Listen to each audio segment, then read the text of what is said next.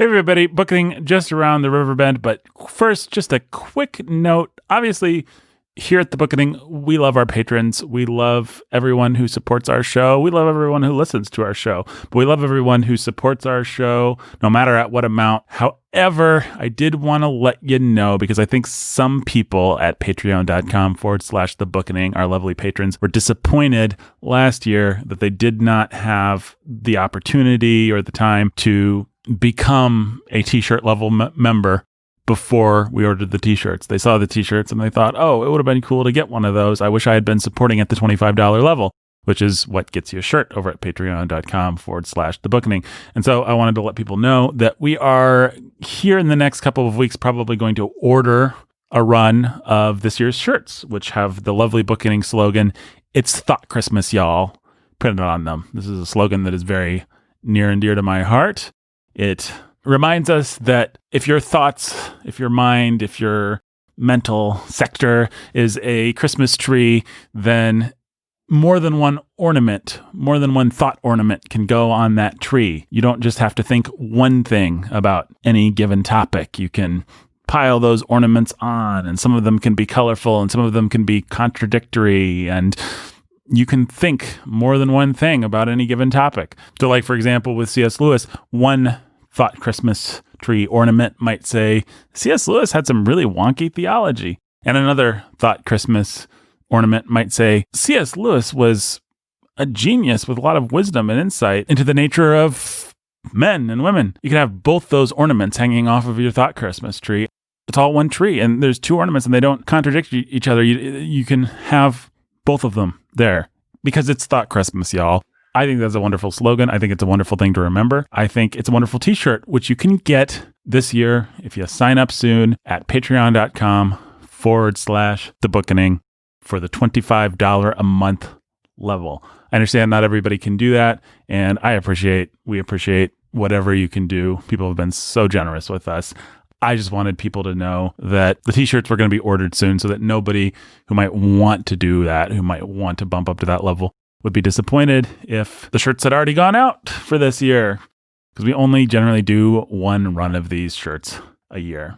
And also do remember, if you can get us up to 1,500, then we will do, I don't think we're going to do a year of King Arthur like we did with Tolkien. You know, we did like a year of Tolkien. I think what we do is a series of episodes, like one mini-series on King Arthur. But it would be a big mini-series akin to what we did with Harry Potter or C.S. Lewis. But I think we'd actually, instead of spacing it out like we did with Tolkien, we kind of think maybe it was a mistake to space Tolkien out. Obviously, Tolkien's a genius and we had lots of fun talking about him. But there's something about the momentum and the accumulated weight, the snowball of thoughts and ideas and stuff that you get when you record it all at once. In any case, we will talk a whole lot about King Arthur and review a whole bunch of King Arthur books, anything from The Once and Future King to The Idylls of the King to, of course, Sir Thomas Malory, La Morte d'Arthur, a wonderful book. All kinds of stuff. Ishiguro's Arthur novel. It'd be wonderful to have an excuse to talk more Ishiguro.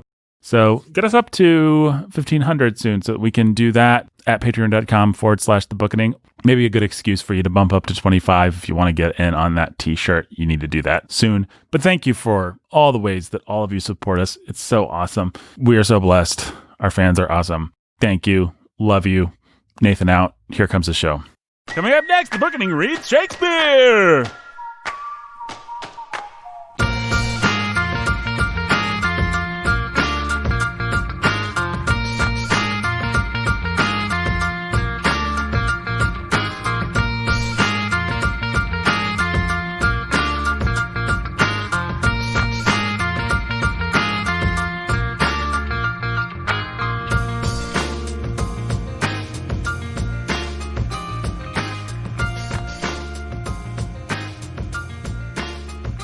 Hello, hey.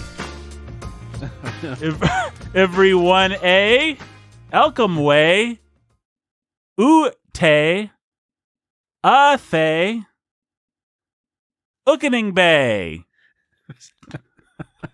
Oh, man, if people could only see how hard you were thinking. You cut out all the long pauses. Yeah, that's right. That's right. Folks, that was a little taste of Pig Latin, or as Brandon calls it, Latin.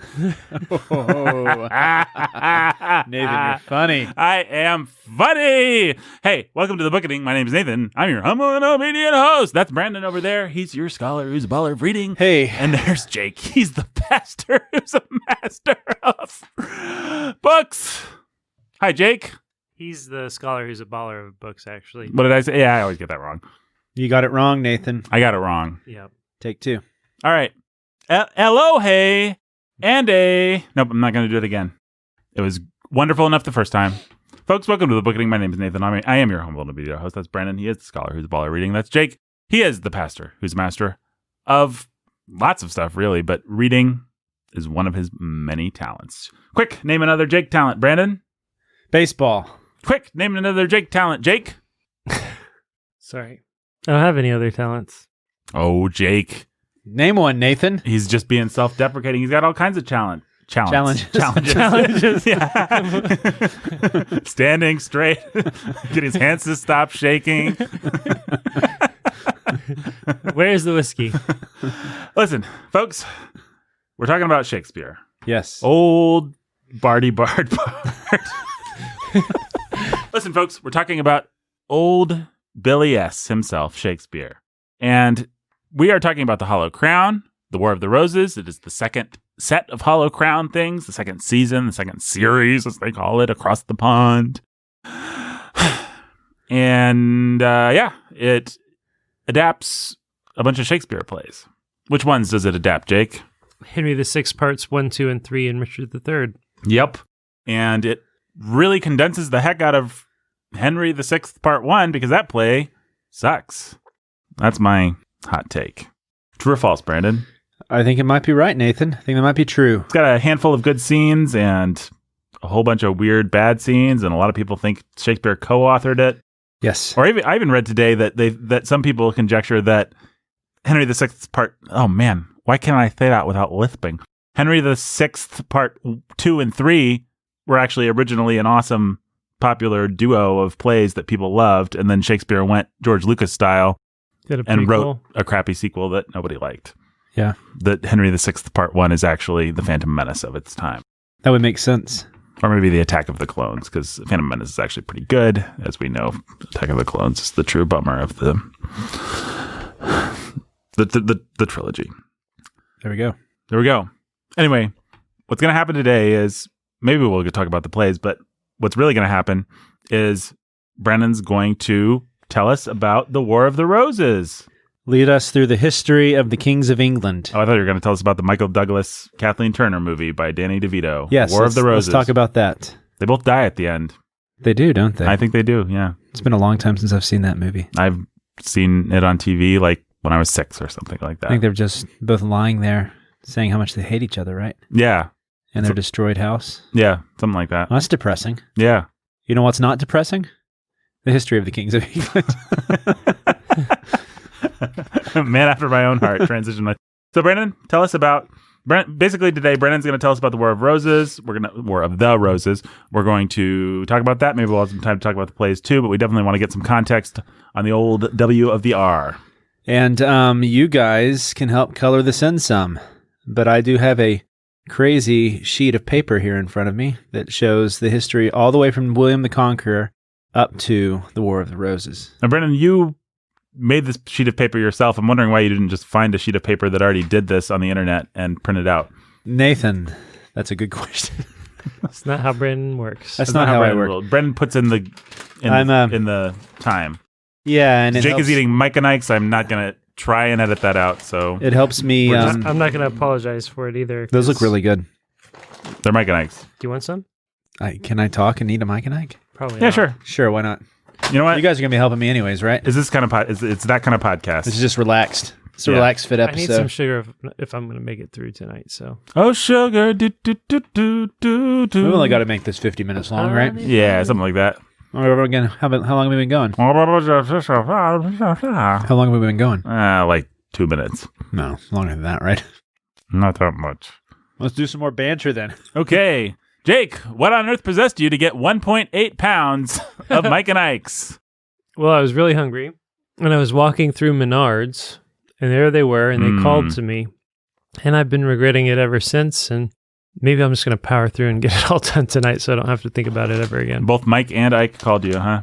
I rarely eat Mike and Ike's. I'm trying an orange Mike and Ike right now, folks. Should we review them for the podcast? Yeah, why not? This orange one is good. It tastes like a good orange candy. I'm a fan. Well, I would say as far as flavorful fruit candies go, Mike and Ike kind of is at the top. Better than Skittles? Skittles can be a little hard sometimes. I think it's better than Skittles, yeah. Skittles go stale quickly, it's true. I'm now trying a green one. I assume this is lime. It's lime. Ooh, that's pretty good. Yeah, I think And red, what is the strawberry? that's pink. That's strawberry. But there's also a cherry? Okay. Mm-hmm. I'll let you try all of them here. Okay. Yeah, that's not bad. Trying the cherry now, folks. A little let down by the cherry, not going to lie. The lemon's pretty good. Oh, wait. There it comes. Yep. Cherry's good. Okay. And now I'm trying the yellow. I'm not palate cleansing. I'm got a mouthful of other Mike and Ike's, but we'll see. I can confirm. I don't think I've ever really given Mike and Ike's much of a chance, but that is a superior fruit candy. Yeah. Nice if texture. you really want a fruit candy that sort of bursts in your mouth with flavor, then Mike and Ike's really kind of topped the list for me. And I don't know, kind of a guilty pleasure, but so it's a rare thing. But when I've got that hankering, and Mike and Ike's are an option, that's what I go with. I'd say the lime and probably the strawberry. Yeah, the red ones are pretty good. The lime and strawberry are my two favorites. But it's rare that you get something that has that hits all the citrus notes without sucking. Like orange, lime, and lemon are all good as far as orange, lime, and lemon go. Yeah, that's true. I would say that if there is a letdown, it is the cherry, but the cherry is still a good cherry. The cherry came through for me at the end. A little bit like Warwick in this play we're about to talk came through for The Kingmaker. A little bit how he came through for whoever he came through at the end. It's hard for me to keep track of all this stuff. That guy that played turns Warwick against Edmund. That guy was awesome. He had that. Yeah, he was so good. He had that voice. Yeah, his voice amazing. was cool. Now, anyway, I'm getting all this confused though in my head. He turns against Edmund in the Shakespeare play too, right? Yeah. Okay. Edmund betrays him when he's standing before. Because Edmund's brutal. Moriarty is there. Oh, yeah, that was great. I always like when Moriarty... I don't even like Moriarty that much in the Sherlock show, but I always like when he shows up in anything else. He's a highlight of 1917. I haven't seen that. Yeah, you should see it. And who does he play in that? He plays that one like Scottish captain in the trenches right before they decide to go up. Yeah, he's great. He's just...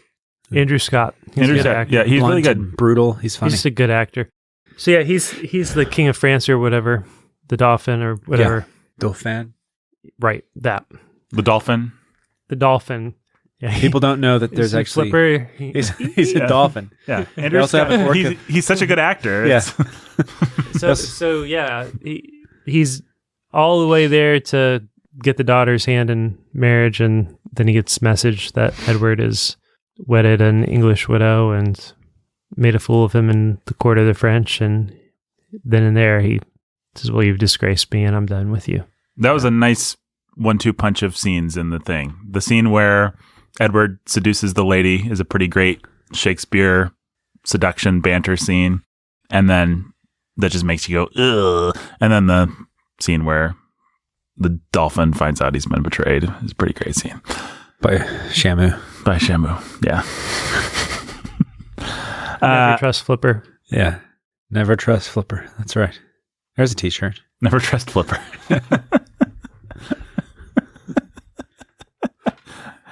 Oh, man. All right. Hey, well. Could we call ourselves the Splash Zone? We're like the new Splash Zone. What are we splashing? Don't sit in the Splash Zone. The Bookening. Don't being spit in the Splash Zone. Don't spit in the slash zone. Don't spit in the Slash Zone. I love that. Yeah. It's Thought Christmas, y'all. It's Thought Christmas, y'all. We got it back. It's Thought Christmas, y'all. Whoa! I like that this is now functioning as our new reset button. Listen, folks. So the new goal is we can use it anytime we need to reset, but the less we use it, the more points we get. So we've already used it twice in this podcast. Have we, or was that part of a cut aborted? Oh, that might have been part of an aborted episode. This is like our 4th or 5th time through, folks.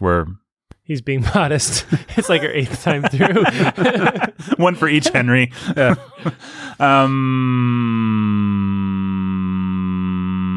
Brandon? You mean these podcasts aren't golden every time you start the mic recording device? You mean these podcasts aren't golden every time you start the mic recording device? No. And that's why we spit in the splash zone or slash zone. And that's why the dolphin reminds us of other aquatic creatures like Free Willy, Yeah. Shakespeare. Oh, well, that was not bad. And you know who's another Willie? Yeah. Willie the Conqueror. Yeah. Good old Willy the Conqueror. Do you think he would have been a conqueror, Jake, if his nickname had been Willy? I can't imagine it. You think someone named Willy has ever done anything great with their life? Just like regular old Willie? Like not William, but Willie. Like our friend, regular old Willy? Yeah, It's right there in his name. Yeah. He's just kind of a boring guy. There's Willie from The Simpsons, right? Some bills, maybe, but Some I bills. don't know about Willie's. I mean, there's Willie Loman from Death of a Salesman. He's kind of a chump. There's a Wilkie Collins. There is a Wilkie. It's not Christmas, y'all. Oh, no. Okay. How many points do we have? We're approaching the negatives, man. I think we just get a negative point every time we say it's not Christmas to reset. But then how do we get positive points? That's the question. Every 10 minutes we go without saying it's not Christmas, y'all. We get a point. So somebody has to keep track of this. I'll just set my timer. There you go. Set your timer.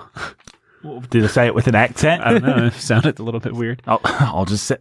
Brandon, I don't make fun of your speech defects. Defects. It's not Christmas, y'all. You're costing us points, man. Yeah, you're costing us points, man. Sorry.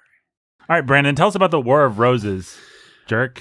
Well, to get to the War of Roses, oh boy, are you guys ready? You asked me to talk about the War of Roses, and if I provide anything, it's context. So I decided I needed to provide context to the War of Roses, which takes us all the way back to 1066 with William the Conqueror. Are you happy you asked me to do this now, Nathan? I'm happy. The people want it, right, Jake? Oh, yeah. We're excited about this. Okay, can so hear what him in my what you have ears. to realize is that Let me just say, Brandon. what? Pass the Mike and Ike's. Yeah. Oh, that's what you wanted to say? Yeah. Can I get a couple first? Yeah. Actually, I'm going to take some Mike and Ike's. These are pretty good. These are great. I need one of each. Am I missing one? Yes, I'm missing an orange one. All right. I have learned about the War of the Roses at least a couple times in my life, and it never manages to stick in my head. It's just a morass of things that never have really managed to coalesce for me. So, Brandon? Most complicated stuff. The House of Lancaster versus the House of York. And they're all actually descendants of, Edward III. and therefore the House of, Tudor. no. Plantagenet. Plantagenet. Yep. So basically, this is the story of cousins infighting. Like That's right. They're all cousins. They're all descendants of the sons of Edward III. Cousins and uncles and Go back to old Willie the Sea. Yeah, what I figured I'd do is just give us a brief history of the kings of England because it helps to see how the houses were established and how this infighting started. And really, you can't understand the War of the Roses unless you realize that the 100 Years' War is a backdrop, and you can't understand the 100 Years' War as a backdrop unless you realize where all of this came from in the first place. So this takes us all the way back to Beowulf, his times. Yeah, the Anglo-Saxon king sitting on the throne. And then over comes William the Conqueror in 1066, and he brings Norman rule, which is French rule, to England. And you have what's called the House of Normandy. And so William the Conqueror, he reigns until 1087 when his son William II takes over from 1087 to 1100. And then he has the son Henry I who takes over from 1100 to 1135. And this is the House of Normandy. There are three kings. So William I, William II, and Henry I. After Henry I dies, William the Conqueror's daughter Adela, her son Stephen, takes the throne, and we have a new house. And so the periods in English history for the kings are divided into the houses of like the originating father of that line of kings. And so this was called the House of Normandy. Stephen has a very short-lived line. He's the only one of the House of Blois. Blois? Blois. Basically Blois. B-L-O-I-S. B-L-O-I-S. Yeah, and that's because he was the son of William the Conqueror's daughter Adela and the Count of Blois, Blois. And so he got to be king for a little while. After he dies, we have a new house established with Henry II, and this is where we start getting into our familiar names. And this is in 1154. This is important because Henry II was, if I can follow all my lines and figure this out, was the son of Empress Matilda, who was the daughter of Henry I and married Geoffrey of the court of Anjou in France. Ooh. And so a lot of the kings following him would actually simultaneously be kings of England and the Count of Anjou. All right? Bless you. Thank you. But Geoffrey of the court of Anjou, when he died, he had an inscription on his tomb. Do you know what it was? Plantagenet. And that's where the name Plantagenet comes from, is he was the son of Geoffrey of the court of the Count of Anjou, also known as the Plantagenet. I think it meant like handsome or something in French. And so he took that name, and the kings following him would be called the Plantagenet Angevin line of kings. Is this Plantagenet Angevin line of kings. She sells seashells on the sea. Yeah. What? Plantagenet Angevins. All right, so hang on a second. Plantagenet after Geoffrey, Angevin after the fact that they're also Count of Anjou's. All right, I'm going to see if me and Jake can reconstruct this. Oh, this will be fun. So Willie the Conqueror comes along. Yeah. Uh-huh. He's Norman. And we're still in his line right now? Did I miss something? Or are we still in... The house switched because his daughter married Stephen. She married Geoffrey. Oh, okay. So Geoffrey is the first switch. His daughter, Adela, married Stephen's father. Yes, and that switched to the house Blois. Right. And so the house technically switched, but we're still in William's bloodline. Because Henry comes from Henry I. So this is Henry II now. Mm-hmm. He comes from Henry I, who is 2 down from William the Conqueror. Okay. And at some point, they decided to call themselves the Plantagenet, Angenet. No, not sometimes. It's because Empress Matilda, who was the daughter of Henry I, married Geoffrey, Count of Anjou, also known as the Plantagenet. And so his son took his title, Plantagenet, and you have the Plantagenet line. That was fun to realize. I was always wondered where in the world did that name Plantagenet come from? And it comes from this ancestry line. So, all right, we're good so far? I think we're good so far. Okay. Well, this established a new house, and this is where we get a lot of the famous kings. And so we're into Robin Hood, Crusades era now. And Henry II, maybe we could have some fun, and you can try to guess who his sons were. Richard and John? 2 sons. Richard and John, yep. That's right. Yep. That was fun. That was a lot of fun. I'm glad we did that. We can stop and point out some of the important historical things that happened under each of these kings. Henry II, so he reigned from 1154 to 1189. This is a good plug for getting us up to $1,500 on the Bookening Patreon, because he married Eleanor of Aquitaine from France. Mm-hmm. And because he married her, would bring in a lot of the Romance languages and influence into the courts of Britain, but also poets who sang a lot of the lays and romances. And so a lot of the courtly romances that were part of the French courts at the time, stories of knights and ladies, the chivalric tales, would come into England, and you would get the first Arthurian influences because of Henry II and his wife, Eleanor of Aquitaine. Isn't that fun? That is fun. Yeah. Anyways, and so get us to 1500, and you'll get even more history of these two people, because there's a lot of fascinating things that happen in their court. Eleanor's a fascinating woman. There's intrigue and courtly stuff that happens, but that's not the story we're telling today. Actually, we should say, get us to $1,500 on patreon.com/the Bookening. Yes. Which is when we will talk about King Arthur stories. Yes, get us there. And Henry II is also known as being the guy who was involved with Thomas à Becket. So interesting. Yeah. So anyways, his son, Richard I, also known as Richard the Lionhearted, he would go off and do the Crusades. He reigned from 1189 to 1199. Then you had John, 1199 till 1216. John is, thanks to the Robin Hood legends, is often seen as being the weak king. He's the one who also had to sign the Magna Carta because Parliament came and forced him to do it. And then you had all these shifts in the English monarchy and the way that the rule of law was established over England, right, during John's reign. Yep. But he actually had the longest succession of direct descendants following him, which is pretty interesting. Which, given the story we're telling today, is some kind of feat. Yeah, so I want to take note of how long So I think that most people assume that the kings of England are just like a direct succession, one from the other, that the son of the king, the son of the king, son of the king, son of the king, son of the king. So far, William the Conqueror had 2 sons sit on the throne. It was to his great-great-grandson who took the throne. And then it's going to get even crazier with the War of the Roses. So we have John, who then has Henry III follow him, then Edward I follow him, then Edward II follow him, and then Edward III follow him. So technically 5 kings descending directly from one another, which is a pretty strong dissension line, all the way from 1199 to 1377, when we're well into the middle of the 100 Years' War. Some important things happen with his descendants. For one, you have Edward II, who starts the 100 Years' War, and this had to do with the death of Philip IV and his sons in France. This is Edward III.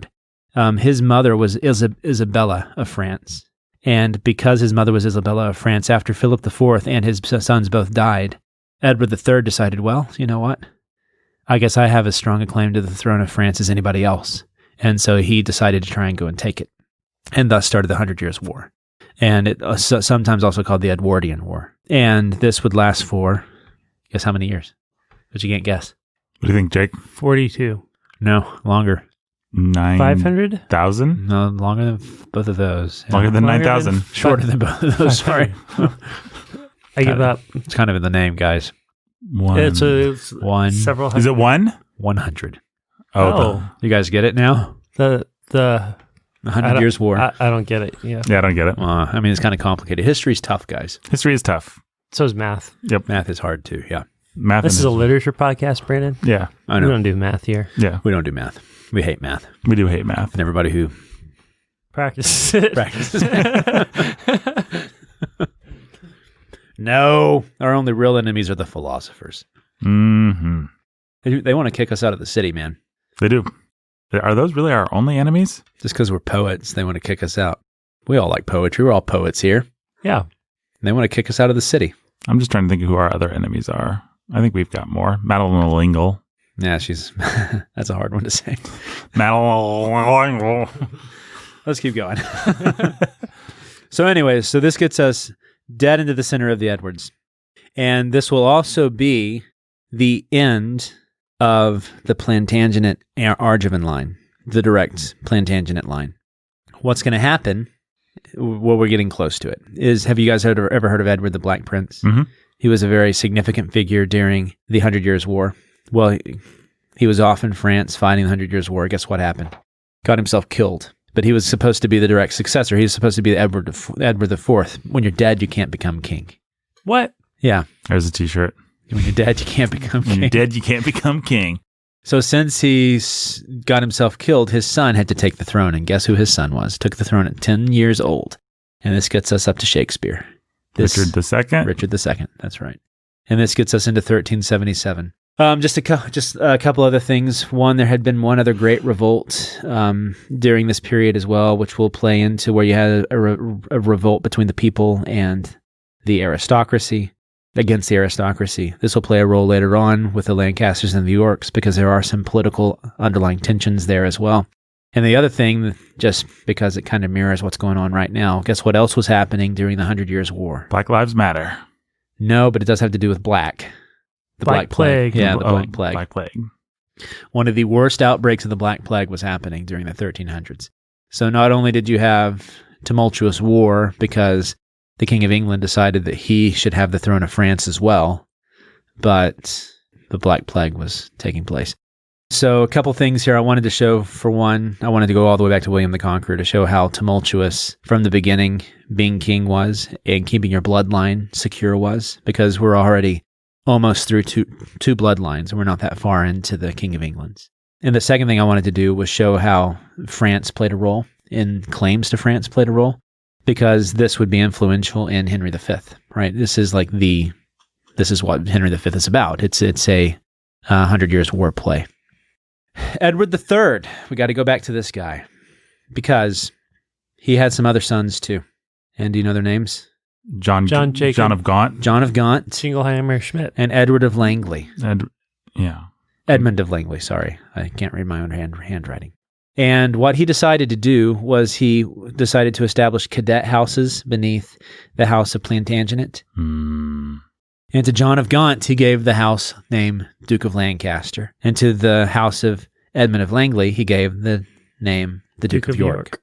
And whenever you decide to divide your kingdom up or divide authority up like that between two brothers, you're just asking for them to decide to want to kill one another, or at least their descendants to want to kill one another one day. And that is the heart of the War of the Roses. And by the end, the male bloodlines of both the House of Lancaster and the House of York would be decimated. They would be gone. They would have no descendants left. So let's get into the story of how all this happens. All right. So Richard II, and once he takes the throne, he decides to outcast John of Gaunt's son, Henry Bolingbroke. Well, this makes old Henry Bolingbroke mad. He comes back, he deposes Richard II, and he becomes Henry IV. This sounds like a play that we reviewed last week. Yeah. Or last year. Yeah. Played by, forget the actor's name. He was Jeremy Irons in the Henry V stuff, but before that, he was some awesome guy that I don't think I know what his name was, but he was awesome. He was really great. Yep. Ben Whishaw played Richard. What? Ben Whishaw played Richard. He was also really great. Amazing. He was amazing, yeah. I wish they would have had somebody that strong to play Richard Henry VI. Yeah, Henry VI, yeah. Yeah, I mean, the guy who played Henry VI was just trying to do his version of Wishaw's Richard, and it failed. He failed. It's kind of a flop. Oh, well. Well, because Henry VI should have been an interesting character, and we'll get to him in a little bit. But yeah, they also truncated him quite a bit in the BBC things. So, see, Series 2. What? Doesn't compare to Series 1. Just going to go ahead and throw that out there. Yeah, it's true. It's true. It's too bad. Yeah. Have you watched Richard III yet? Yep. Okay. So it's not as good. No. I had some hopes for that one. No, you shouldn't. It's the laziest of all of them. We paid Benedict Cumberbatch a bunch of money. We're just going to have face shots of Benedict Cumberbatch being a psychopath the whole time and depend on him to carry the whole play. And it doesn't really work? No, not for me at least. I'll be interested if you disagree with me. I mean, you have a classic psychopathic actor playing a psychopath doing a signature performance, but it just feels so much like a retread. Yeah. That it doesn't have anything inspiring or exciting about it for me. You had told me that, and so watching Henry VI Part 2, I was watching for that, and I wanted to disagree with you, but I found myself like, Benedict Cumberbatch is doing just fine, but I don't know that this is really what I want to see, and especially when they're trying to have him play a range of ages, and he's going to be wearing a dopey wig, and anyway. That's too bad. More on that, though. Yeah, we'll get there. We don't want you guys to know what we really think yet. Did you say more on that or moron? More on that. Is that's your insult for Benedict Cumberbatch? More on that. More on that. There's a moron. It's been a while since our fans in England have been able to understand what... Oh, yeah. I should be doing this whole thing so you can understand your kings of England. What's the name? Oh, Brad. Hello, Brad. Why don't you try to get me back to this point? Would you care for some knickers and fish? Sure. So, Nathan. Yeah. Bring me from Stephen all the way up to John of Gaunt and O. Henry Bolingbroke. See what you can do there, buddy. Well, I went bowling yesterday, and my 9 pins, I think you're supposed to call it. I was playing 9 pins in the Queen's knickers, and you were playing them in the Queen's knickers. Yeah, it's the name of a bowling alley. It's not a very respectful place to Her Majesty the Queen. Anyway, what should my bowling ball do but bypass the 9 pins and go into a brook? I thought it was going to break. It broke. And so? It could have broke, but... it broke in the brook. Yeah, instead it went out of the bowling alley into a brook. Poor brook. Yeah, it was like a bowling brook. And speaking of bowling brook... what's the thing? It's not Christmas, y'all! It's not Christmas, y'all! Oh, how long did we make it? We made it all the way to... we made it 20 minutes without it. It's not Christmas, y'all. That deserves So we're something. +1 over 20 minutes. That deserves a toast. Yeah, that does deserve a toast. Yeah. Okay. So Henry Bolingbroke becomes Henry IV. Mm-hmm. And now we're going to see a brief succession of kings. You get Henry V out of him. Ooh, he's a good one. Yeah, and he Right up there marries- at the top of the Henrys. He marries Catherine, Mm. and she'll become an important figure here in a little bit as well. They Because, say a bunch of hoity-toity French things to Yep. each other that aren't translated. yeah, that's right. Mm. He reigns from 1399 to 1413 when he dies, and then his son, Henry VI, takes the throne at the ripe age of 9 months. Mm. And so he had to have the Lord Protector over him. Lord Protector. Gatlinburg. What was his name? Gloucester. Gloucester, yeah. And that's an important fact because these are characters that are in the play we're reading. All right. And Gloucester is the head guy of from- household from, of Downton Abbey. Downton Abbey, yeah. yeah, so he's the Lord Protector, and he will end up getting put into the Tower of London. He's and good, by the way. die. He does a great job.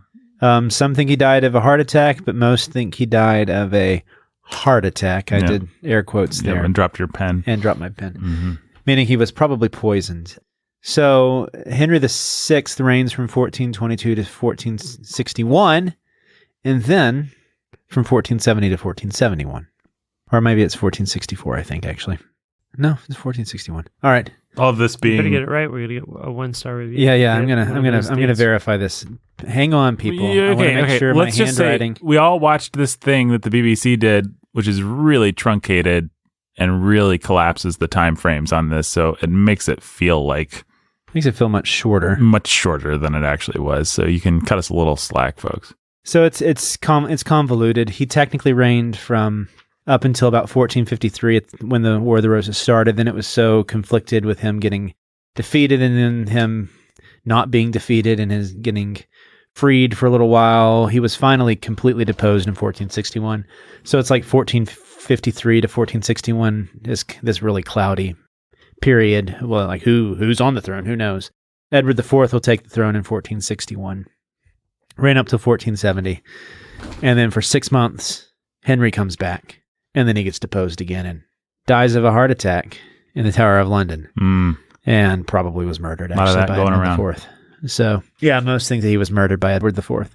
Henry VI was a very young king when he took the throne, and his reign was marked by various factors. One, he married a woman named Margaret, who plays a fairly significant role in the play. Mm-hmm. He was a very effeminate, bad leader, and his rule was marked by all sorts of tensions. There was discontent with the people because he was spending way too much money. There was corruption within the government, with the way he would give money to friends, and then just corruption with the lords in general because they had no strong authority telling them not to become corrupt. All of this incited discontent in a lot of people.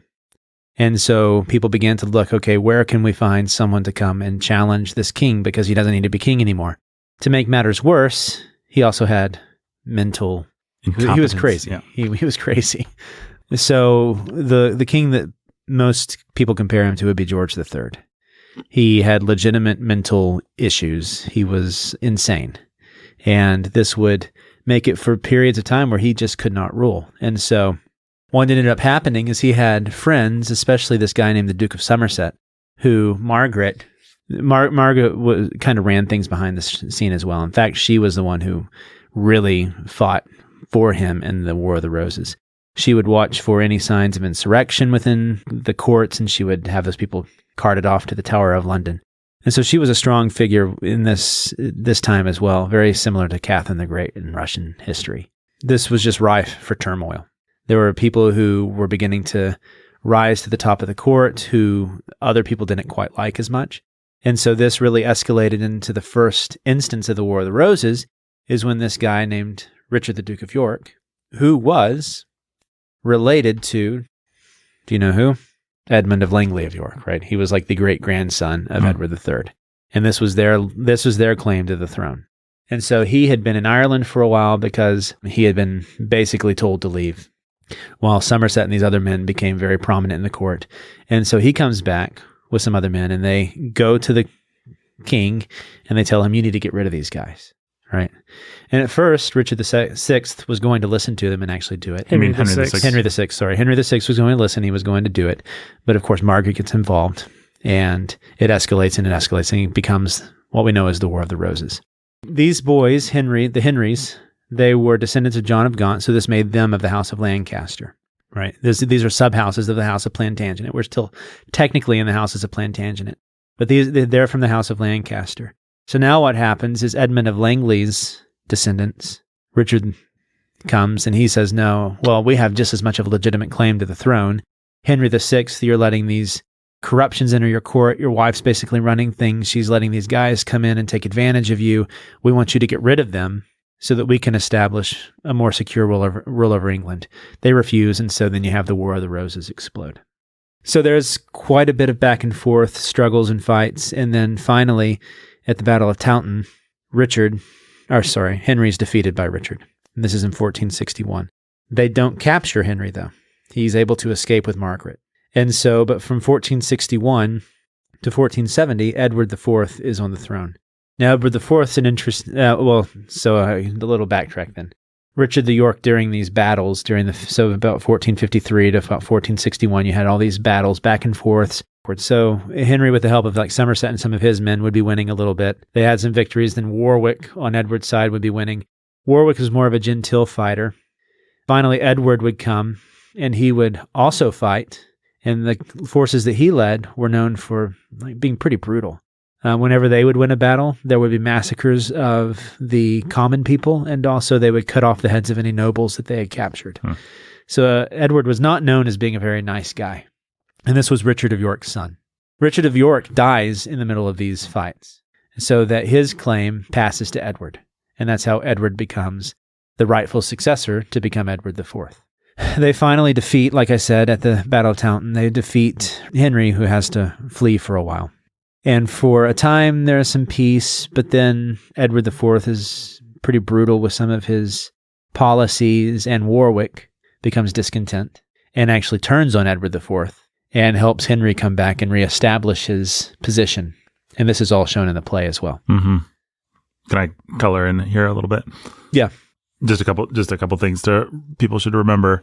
Number one, Edward IV was actually a lot more popular than with the common people and with the lords. I think he was just a better king, which is interesting because he always kind of gets portrayed as like kind of a Clockwork Orange droog, kind of one of the gang with Richard III, a thug in these productions. But he was actually a pretty popular guy.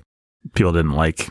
Well, Henry was so pathetic and disliked that Edward was just a really welcome change as far as everybody was concerned. You have to realize how bad of a king Henry VI was. He was. I mean, he basically was never on the throne. And his dad, Richard.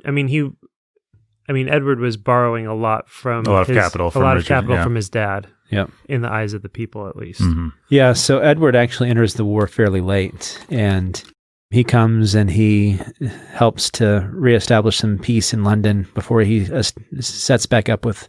Because there was some tension even over with what was still going on with some of the aftermath of the war, the 100 Years' War and stuff. Mm-hmm. With a guy I think his name was John of Monmouth or something, had come over and he had tried to cause some trouble as well. And so he was brutal, Edward IV was, but yeah, he was also popular. Mm-hmm. Also, something to keep in mind is that traditionally the Yorkists, had the backing of London and the trading districts. And so they would have had a lot of the wealth and popularity from the people who were the history makers anyways, right? The people that we would be remembering this through.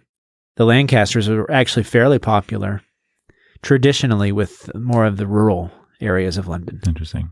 Well, that was the other thing I wanted to color in. The rural areas of England? Of England, yeah. Sorry, rural. Sorry.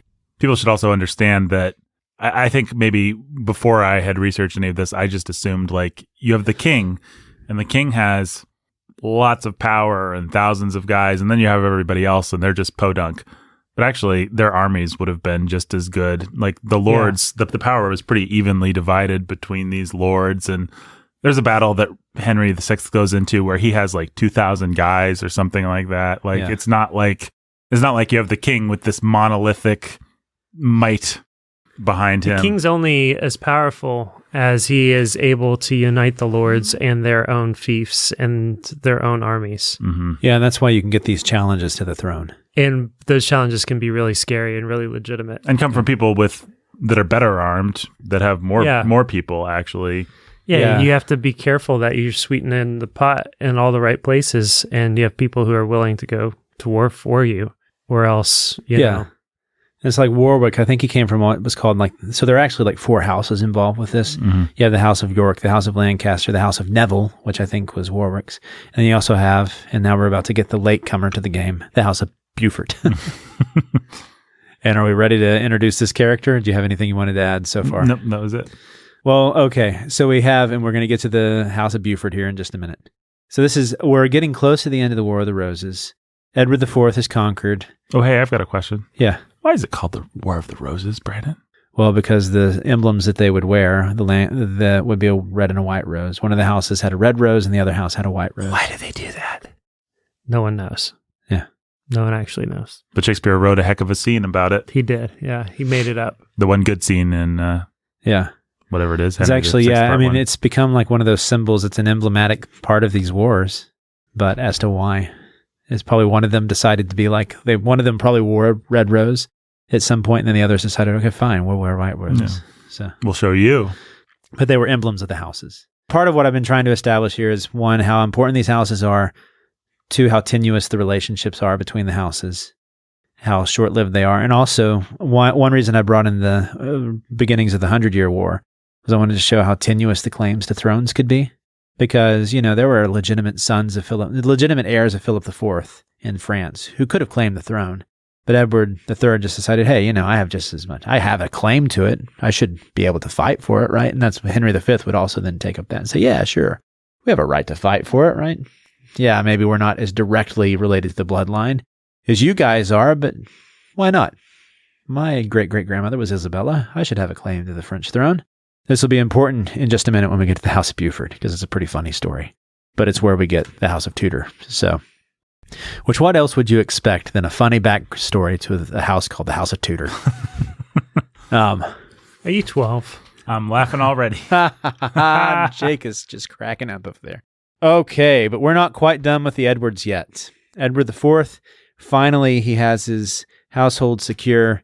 He is the king. He takes over after Henry mysteriously dies of a heart attack in the Tower of London, poisoned.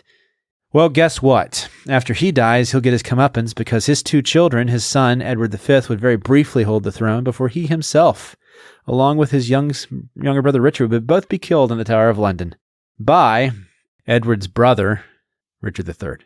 Dun, dun, dun. Yeah. And Richard III would take those 2 young kids, and Edward V, who was never actually coronated, but would have a very brief claim to the throne before he mysteriously vanished in the Tower of London. And to this day, have either of you visited London or the Tower of London? I have not. But apparently you go over there and you can still hear ghost stories of the 2 kids or something. So it is a part of British folklore now. I guess our British listeners can tell us. And so Richard III would be so awful and so horrifying, and we'll see him. He's even remembered by the British, and he's remembered in British history as a monster. But not a cripple, right? No. Sorry. They actually found his skeleton fairly recently. Yeah, and they did find that he had scoliosis, but not the kind of scoliosis that couldn't be covered by his clothing. So it was kind of propaganda just to make this feature of him even to be more monstrous than it was. And he probably wasn't. But the feature has some legitimate grounding. Yeah. And even then, I mean, Richard III probably wasn't quite the monster that history remembers him as. We mainly remember Richard III through Shakespeare's play. Mm-hmm. He only reigned for like a year. Yeah, he had a very brief reign. And he was defeated in the Battle of Bosworth by Henry VII. And House of Tudor. The House of Tudor. And this is where we get this guy. So how do we get to the House of Tudor? Well, ladies and gentlemen, we have to go all the way back to John of Gaunt, who was also the progenitor of the House of Lancaster. Well, it just so happens that John of Gaunt had a little something going on the side with a lady named Catherine Swynford. Can I put it that way? Sure. And Catherine Swynford meaning they were not married. And while they were not married, they had a daughter named Margaret Beaufort, who became Margaret Beaufort, who had a son named Henry. And through all of this, we have now the House of Tudor established. And they're also, interestingly enough, related. So there's an Owen Tudor involved, and he remarried Henry V's wife, Catherine. And so there's even some in-marrying going on there. And so there's a little bit more legitimate claim to the throne going on as well, with a connection to Henry V. But the real claim was through John of Gaunt. And Henry IV had actually taken these children from Catherine and Swynford, these illegitimate children, and had given them letters of patent, meaning that they were now legitimate. And then Henry V, I believe, had actually tried to delegitimize them, basically saying they can be legitimate, but they can't ever have a claim to the throne. And so the whole ancestral claims of this guy, Henry Tudor, were very just murky, wrapped in, very tenuous claims. But anyways, he decides, what the heck? The throne's up for grabs. Henry III needs to be deposed. Richard III. I keep getting these guys mixed up. This is not easy to do. So Richard III needs to be deposed. I'm keeping it straight, Brandon. Thank you, Jake. Yeah. You're my guiding star. Hair knuckles. That's right. Confirm. So what? And so Henry VII, with backing of other lords who are also discontent with Richard III, go and they face off with Richard III at the Battle of Bosworth.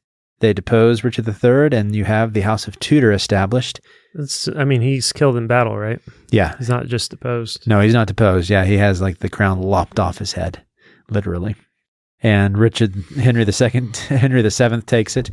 And he also he goes and he marries Elizabeth of York. Thus, since he comes from John of Gaunt and is technically related more closely to the House of Lancaster, thus uniting the houses of Lancaster and York to the houses of York and the House of Tudor, which his son Henry VIII would carry on into his daughter Elizabeth, who would have probably watched these plays. And thus, all of this was Shakespeare's way of trying to show Elizabeth her legitimate claim and praising her legitimate claim to the throne of England. So that was part of the point behind all these history plays. And so there you have it. There is the history of the kings of England, all the way from William the Conqueror to Henry VII. I bet people didn't realize the Bookening was going to be a history podcast today. My mouth is full of Mike and Ike, so yeah, you have to keep going for another minute. Hopefully you guys found that interesting. My favorite character in this lineage is the Tower of London. Played a lot of important roles. A lot of people died the there. Bullet in Hamilton. Yeah, that's right. Yeah, you guys are welcome. Thank you. I wonder if Gloucester, when he went up there, I wonder if he put his hand in the air like he wasn't going to shoot. Probably. I bet he did. I think I have to do it. He's not going to waste his shot. You have to do what? It's Thought Christmas, y'all. That's too bad. Was that worth it, Nathan? Brandon? Yeah. I was moved. Great. Jake grabbed my chair, pulled it around the side of the table. You are crying over there. I was crying. Yeah. I laughed. Yeah. I ate plenty of Mike and Ike's. That's the main thing I did. And if some of those details were wrong, people, give us 1 star. Give us 1 star, please. No, 1 don't. stars. If some of those details were long. Some of those details were long. Yeah, Freudian sleep. Freudian sleep. Wow. Freudian sleep was a Freudian slip. Yeah, it is about midnight now, folks. And Brandon's getting a handful of Mike and Ike's. The sad thing is, there they are. There's some green ones. I've been digging for green ones this whole time. Well, I just wanted to try one more green one. All right, here we go. Lime and strawberry. Those are the 2 best. Oh yeah, that is good. That is good. Well, Jake, who's your favorite character from the War of the Roses? My favorite character from the War of the Roses. Gloucester is a good character. I liked Margaret okay. Why do I have to fill air while you guys have... Well, I'm going to eat Mike and Ike's. I'm going to eat Mike and Ike's too. All right, let's just you all stuff eat... your faces with Mike and Ike, so I have to talk. That's not fun. Well, I don't want to have to be the guy who's talking. People don't want to hear me chew Mike and Ike's. That's true, they don't. Somerset and Margaret were fun characters. She's a fun character. Is she an Anjou? Yeah, she's Anjou. I don't think Brennan didn't mention that in this context, but that's true. Who? Margaret. Mm-hmm. She was. And then she gets to become a witch. Mm-hmm. And we get to parallel the witches of Macbeth. That's right. She does become a witch, doesn't she? Mm-hmm. Mm-mm. Mike and Ike's surprisingly good. At least if you don't know that they're good already. Well, speaking of Mike and Ike's, I would like to talk into this microphone and shout out our patrons. What do you guys think? Sounds good. Yay. I will say all but 2 words in the patron's title. And then Brandon, you have to say the second to last word, and Jake, you have to say the last word. Sound good? Yep. Sounds good. Robert and Rhonda. The lovebird. Nope. You're supposed to say the You're saying the second to last word. Oh. Robert and Rhonda. The Lovebirds. The Artful. Anthony. Dodger. Little Anthony's. Cigar. Shop. Store. Store. Jake loses 1 point. The Immortal. Chelsea. E. Jimmy Beam and Little Annie. Oakley. Lily of The Valley. Andrew Nestor. The Lovebirds. This one's just 2 words. Oh. The You're correct. Keith Master. Very good. David's Mighty. Men. Trucking. John and Jill Little. Baby. Max. Jane and Kitty who are cold. And And love cheese and also C. S. Lewis, including Till we have faces. Till we. have Faces. Sorry. Fairy Princess of Wonder and Happiness. mother Beth. Console. prime Adam. Jeremy the Dark Hooded Lord. of Death. Nathan. not Nathan. Rachel. No. Maya. Ryan the Red Avenger and Judith of the Ladies. of Justice. Danny. the Dude. DJ. Sammy. G. Benny and Benny and Dana. Tiberius. Eric and Catherine from Jan. Window. Breaks. Professor and Lady. X. Lavender's Green. Dylan. Lavender's Blue. Lavender's Green. Dylan. I love. You. 2. Nope. It's a 2-word one. It's a snake related. Cobra Jack. It's Cobra Jack, our beloved patron, Cobra Jack. Oh, Boa. Noah. Constrictor. Very good, Brandon. This one's named after a Narnia mouse.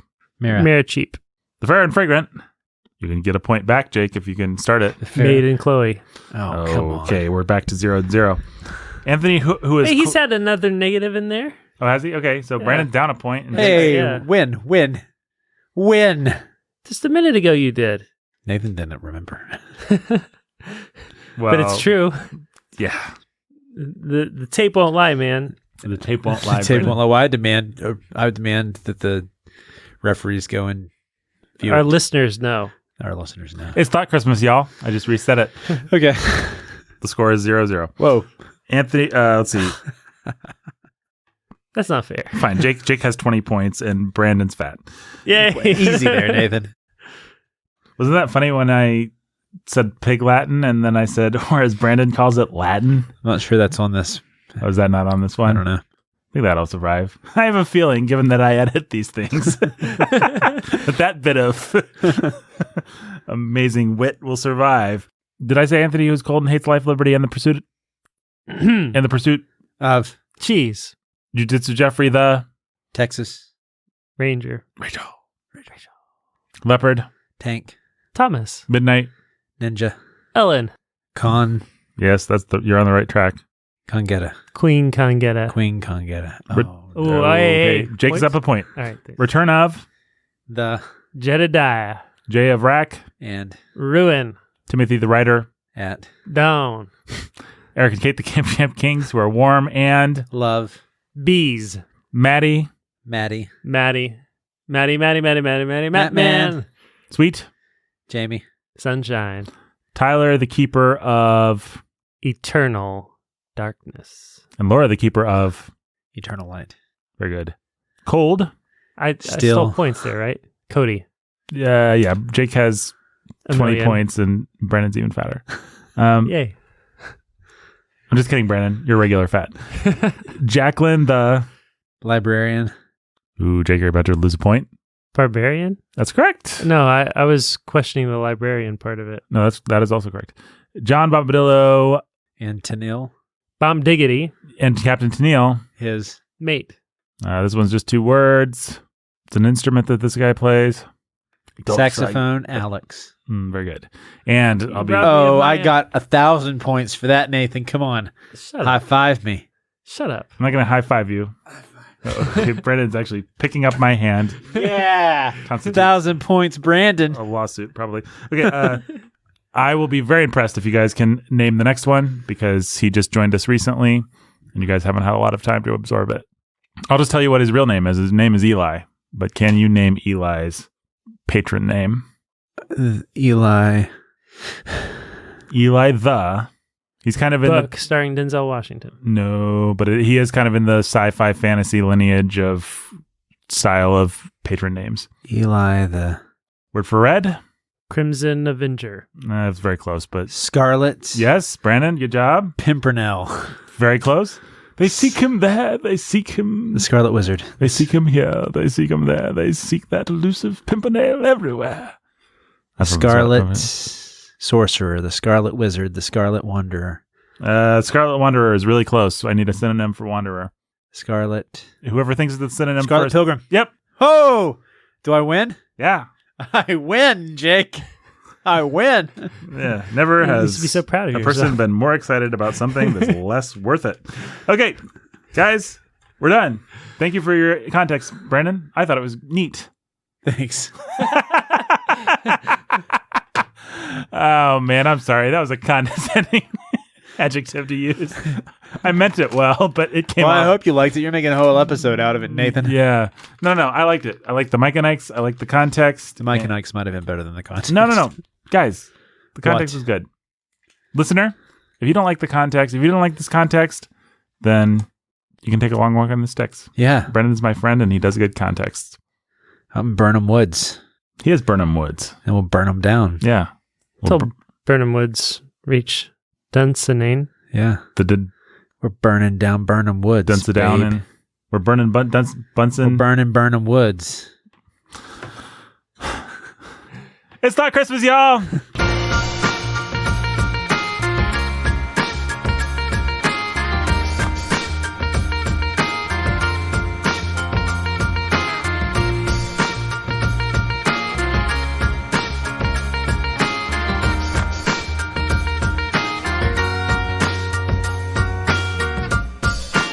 Thanks for listening.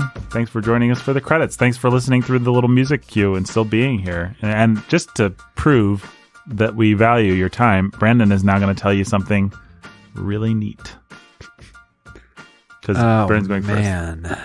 It could be a fact from context that you didn't share. Could it? Yeah. It could just be something from your personal life. You have webbed feet or something like that. I have webbed feet. Wow. Oh, that's sad. Sorry. It's sad, but not neat. I need something neat.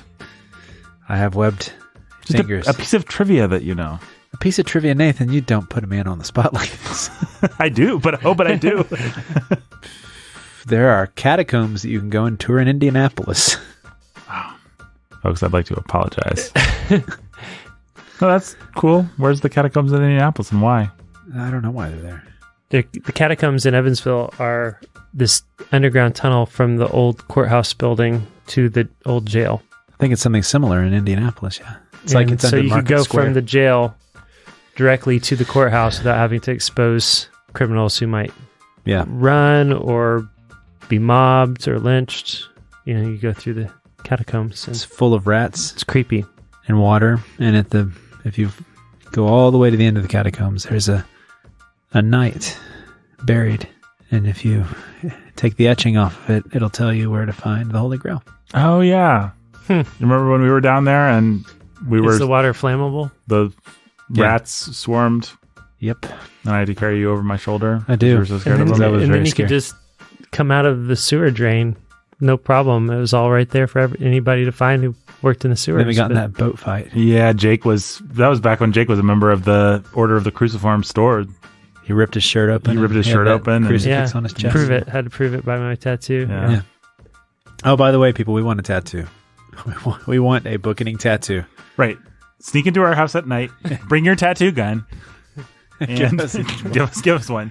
And when I mean us, I mean Brandon. Yeah. Great. His address is 123 Literature Lane. That's right, it is. That's why he's perfect for this podcast. He lives on 123 Literature Lane. Yeah, the only reason.